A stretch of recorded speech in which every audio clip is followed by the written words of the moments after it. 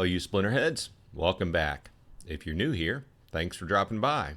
Thanks for everybody choosing to spend a little of their day with me. This is Bronze Dragon, and I like to talk about Splinterlands topics on a weekly basis, usually a couple times a week.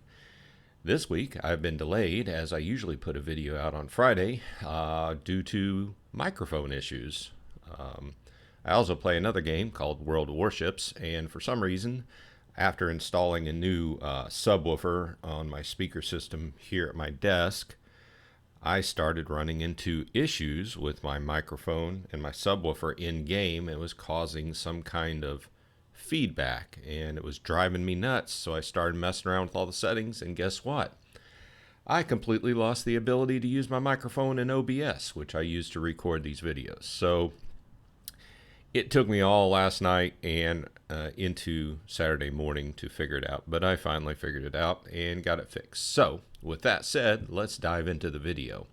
This may end up being either two videos or a long video because I've got some stuff to cover. A lot of data came out, a lot of information came out this week. I'm sure you've already seen some other YouTubers put out video on it, and I'm pulling up the caboose on this one.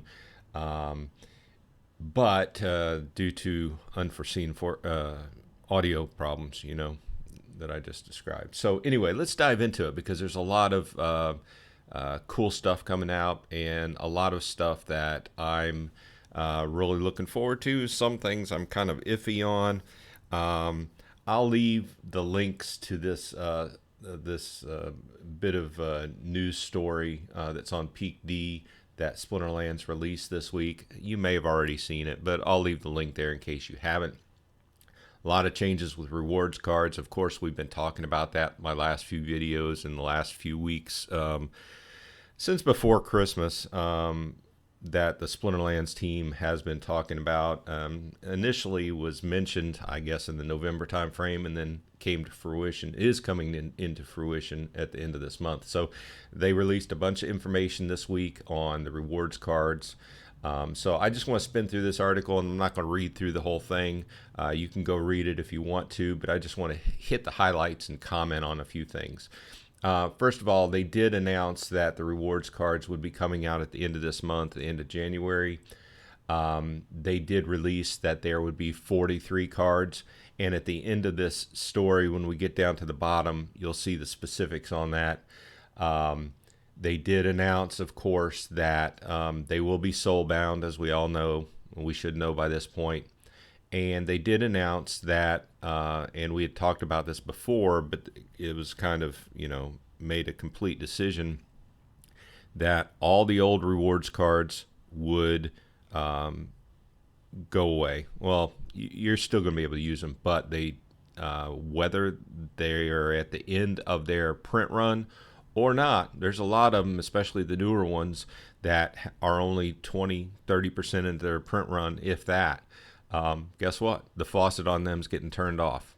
So guess what that caused? That caused FOMO. And I mean, FOMO hit like 2 different times this week, and it hit during the meeting on Monday when they started talking about it, the town hall rather. Couldn't come up with that name.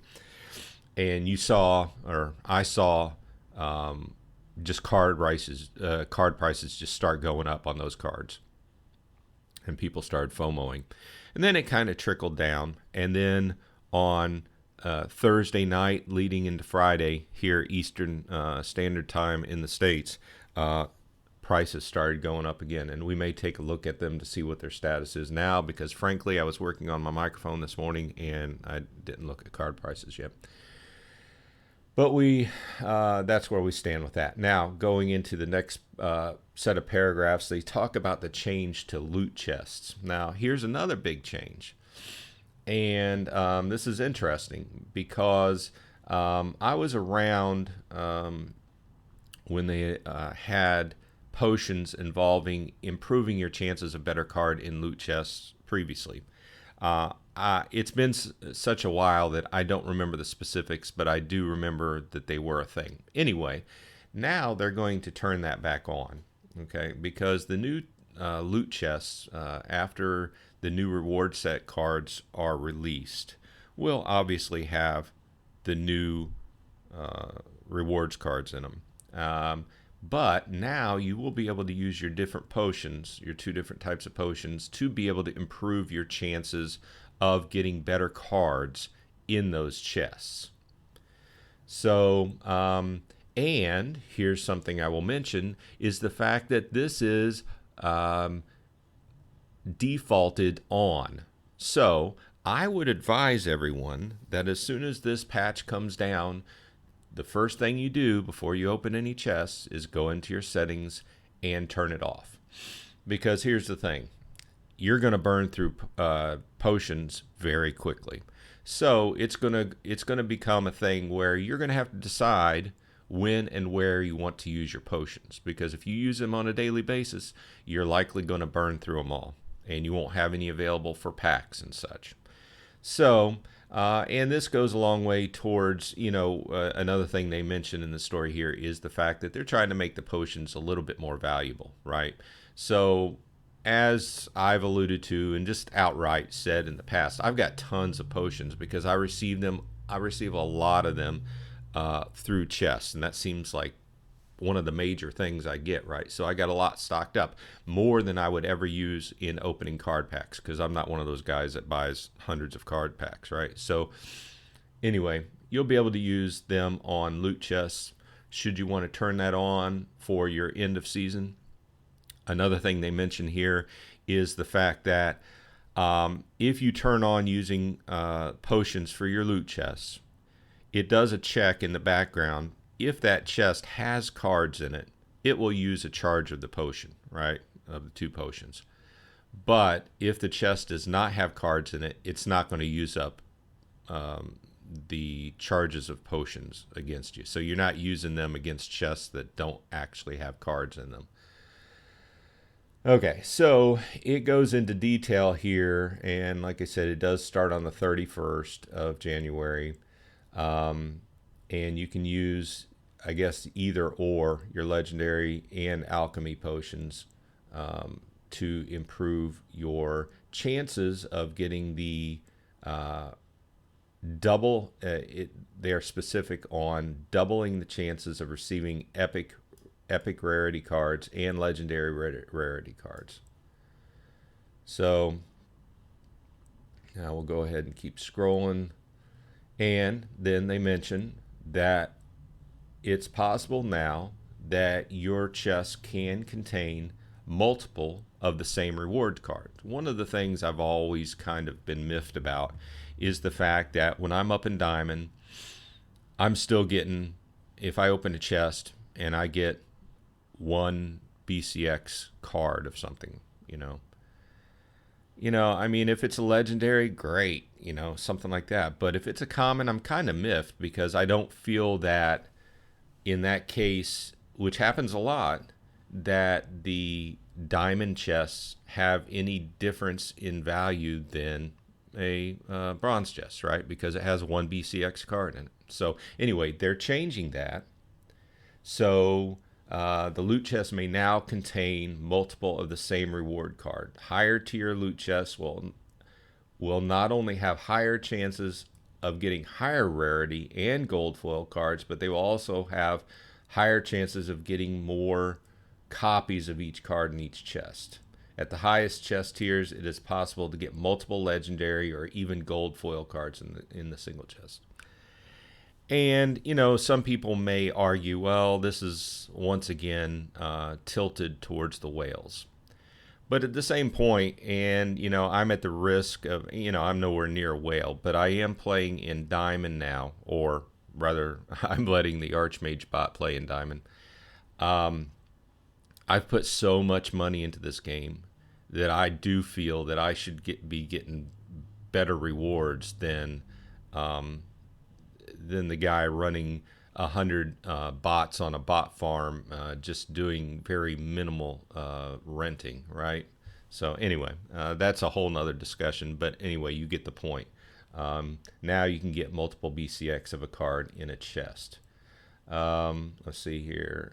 The percentage chances of getting a card of each rarity or gold foil card without potions in each chest here is shown in the table below, which we will scroll down to. So let's take a look at this while I take a drink of coffee because it's Saturday morning early.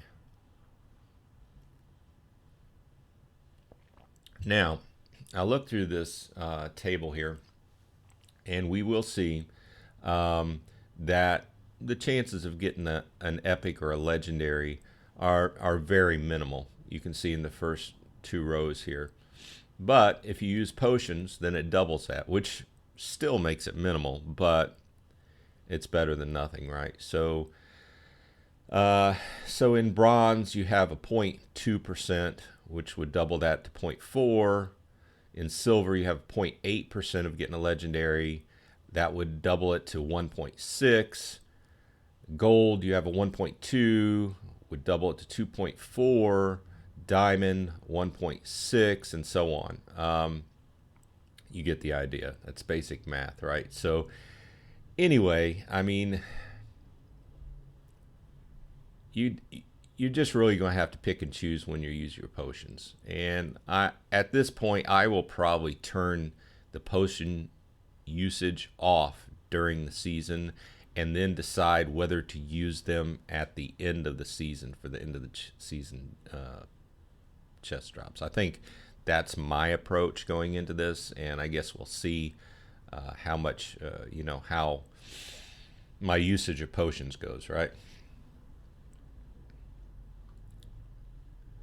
Okay, so the second table here is they go through the percentage chance of receiving each type of item. Now, they've released this type of table before with the different type of item percentages, but I looked at the percentages, and like I was saying earlier, I got a lot of potions in the last few seasons, so I can't say that the percentages are right in what I've seen. But these things are random, so what are you going to do? So they say basically the percentage chances of the reward cards for everybody is a 33% chance when you open one. The merits is the same. You have a 10% chance. So you have a 33% chance of getting a reward card, a 33% chance of getting SPS, a 10% chance of getting merits, and then the difference comes in packs. So as you go up, you get a slightly higher percentage chance of getting a pack in a chest. Still, the percentage of getting a pack is pretty low. I mean, even in Champion, you only have a 3.5% chance of getting a pack.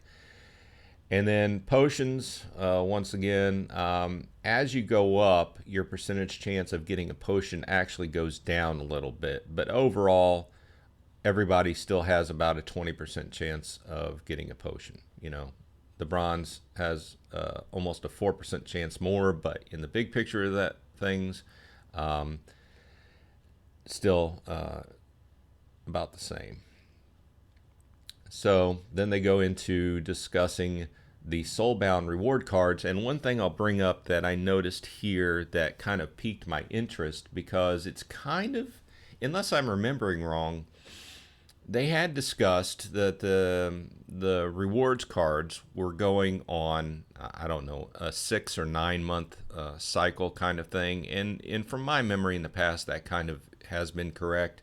But now, and I'm sure if I'm incorrect, you can stick that in the comments. But now they are estimating that 1 to 2 years out. Okay, because they go into talking about the actual soulboundness of the cards, if that's a word, soulboundness in quotes. Because after the criteria here for the cards to become unsoulbound is the fact that they're out of print. Okay, and then in this part of the story, they go through and they start talking about roughly 1 to 2 years out, these reward cards that are associated with the Chaos Legion set will become. Let's go ahead and read it specifically. We estimate that roughly 1 to 2 years out from this initial release of soulbound reward cards that are associated with the Chaos Legion set we will release a new set of soulbound reward cards. So that said, the new set will be for the Rebellion. So that tells me two things. That tells me that it'll be between 1 and 2 years before we see a new set of the rewards cards. And that also tells me that it'll be between 1 and 2 years before these cards become end of life, and we'll go through the whatever process is put into place to become them, make them unsoulbound. Now, they go ahead and they mention that it will involve putting DEC, burning DEC to make them unsoulbound. So this is kind of like an artificial inflation of the prices of the cards. And I'm not saying I'm for or against it, because obviously something needs to be done. But it'll, so for instance, if I have a 1BCX common card that I'm getting ready to sell, I would like to sell, and it would normally, it would normally be a 20-cent card. That's just an artificial number stuck in there, 20 US cents. And it cost me 10 US cents worth of DEC to burn to make that sellable, then that card's been put up to a 30-cent card, right? So because everybody's selling is going to incorporate the cost of the DEC that they have to burn to make it sellable into the cost of the cards. So that's just another thing to think about. But something does need to be in place, and obviously it's looking at keeping that price of DEC propped up, right, and bringing back towards par. So okay, so they go ahead and they start talking about the new stats and abilities of the cards. There will be 37 monster cards. There will be 6 summoner cards, 1 from each element except for neutral. 12 legendary cards, 2 from each basic element, 1 from dragon, 1 from neutral. 7 epic cards, 1 from each element. 12 rare cards, 2 from each basic element, 1 from dragon, 1 from neutral. And 12 common cards, 2 from each basic element and 2 neutral. So it's a good mix. The big point I'll bring up here is the fact that they have now released summoners in rewards cards. Now, you may look back and do sorting, and you'll find that there's been 2 other that I can find in the history of Splinterlands. Let's look at this. Let's go to cards. Let's sort by summoners and rewards. And there you go. Daria Dragonscale and Kretch Talivor. So let's go back to this. My main point here is that this will have a heavy impact on the game. And obviously I can't foresee all the different impacts. But 2 things I'll bring up. 1, this will make it easier for the new player experience. Okay. One of the biggest expenses when I got into the game was, as soon as you start playing, you realize, wow, I need all these summoners. Or at least I need to start with 1. And then I built to 2, and then I built to 3, and so on. But the summoners are the building blocks of your game, right? You have to have strong summoners before you start filling out the rest of the cards to support those summoners, right? So you buy a summoner, you beef it up to whatever level you want it to be. That's a major cost, because if you look on the card market, they do have legendary and things that are really expensive, but the primary cost in building your deck is going to be that summoner, which summoners you want, right? Especially if you want one of the really cool ones, right? Anyway, my point is this will make it easier for the new player experience, because they have summoners that they can get and collect through rewards and beef up without any cost, just outlay on the market. So with that said, for us people who also rent cards, I can tell you that my primary income as far as rental goes is renting out, guess what? Summoners. So here's the thing. Everyone who rents cards will see a decrease. Who knows what that percentage is, but a decrease in rentals of their summoners because people are starting to get free summoners, right? So the variables around that are how good those summoners will be, right? I mean, if the summoners are kind of, not that great, then people will still rent the decent summoners. If they're pretty good, then you'll see a drop off of the rental of the summoners. So that's just one thing I had thought about in relation to that. So we can move on. The major ability that's going to be built into, so the summoner cards will have two abilities, right? One of the ability on all of them is going to be conscript, because this is one of the abilities they've talked about in the last few town halls, and it was one of the major ones that's going to change up the game. Another major change, okay? So the conscript ability, when you play one of these summoners, is going to allow you to pull in a gladiator card, okay? And this works towards bringing more value to those gladiator cards that those of us who've been playing guild brawls and building up the cards and going forward, trying to get people more into guilds and the other changes that are going to occur to guilds as time goes along. Basically, they've said it a number of times, they're trying to make being in a guild more important and more valuable. So this is one of those things. But this, the conscript ability will allow you to play a gladiator card in regular battles and also some regular tournaments, depending upon what type of tournament it is, If you have not taken a look at the gladiator cards, they are pretty strong. Okay. Whenever I'm playing my brawls, I try to make certain that I always include that one gladiator card in my hand, which is the limit, and try to choose the best one each hand, because they can make or break that hand, right? So if you have not looked at gladiator cards, take a look at them. So with that said,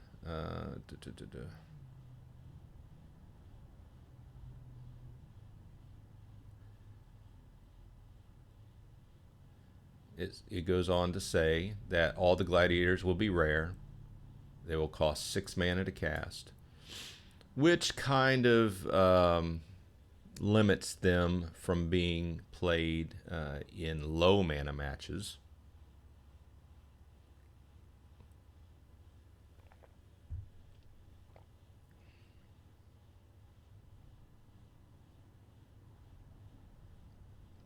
And then they go on to talk about martyr ability. When a character with a martyr ability dies in a battle, it gives adjacent characters +1 to all stats. This ability will put increased importance on positioning characters on the battlefield, and its full effect will not be captured if it is in the first or last position when it dies. So we're talking about cards that are in the middle somewhere. The martyr effect is very similar to the bloodlust effect, +1 to all stats, which is what makes the gladiator cards so strong. And also what makes, let me find him here.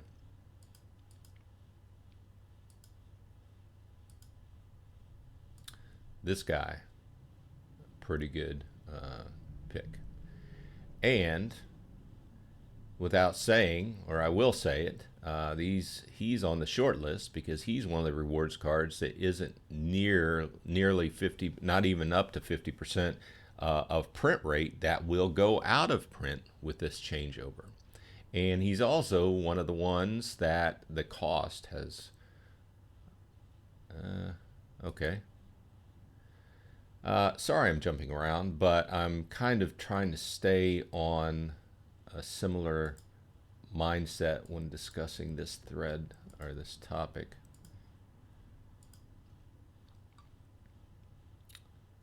So I'm just looking for Jared Scar so I can pick up what's happening with his price.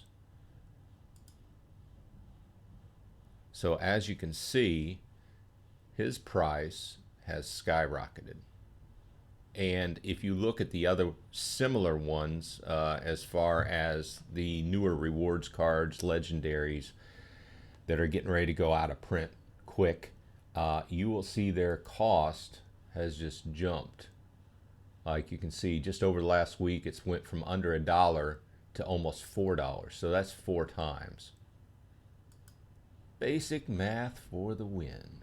So we could also look over at Countess Sanash, and you can see the same effect happening to her.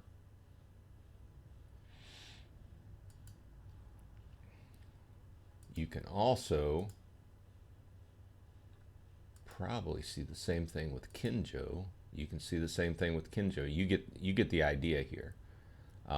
But this should not be a surprise to you if you're listening to my videos the last month or two, because these were the ones I was focusing on, right? So anyway, there's a new martyr ability to kind of counteract the bloodlust ability. You can read about that down here. They also go through weapons training, which is another power for the soulbound rewards cards. I will not go into that, but it does seem that it will make a big change to the game as well. And they finish up here with some other additional comments.